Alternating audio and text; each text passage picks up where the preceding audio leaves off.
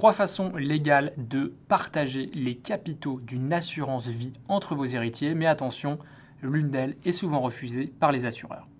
La première option, c'est d'attribuer une quotité en pourcentage à chaque héritier. Donc par exemple, vous avez 3 enfants, vous leur donnez un tiers chacun. La deuxième option, qui est très favorisée par les investisseurs, mais souvent refusée par les assureurs, c'est de donner une quantité en montant.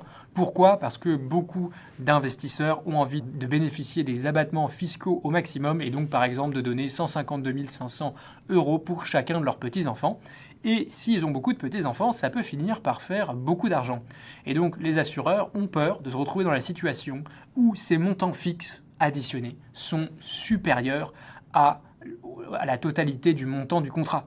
Et donc pour ça, généralement, ils refusent, sauf si on met une clause de sauvegarde qui nous dit que si le montant du contrat est inférieur à la somme des montants qui sont attribués, alors on procédera à une répartition par parts égales. Et la troisième option, c'est justement celle-là, c'est de répartir par parts égales entre les bénéficiaires la valeur du contrat au jour du décès. Attention, parce qu'au-delà de ce partage, il est essentiel de savoir qui seront vos bénéficiaires, et pour cela, prenez du conseil auprès de votre notaire ou de votre family office.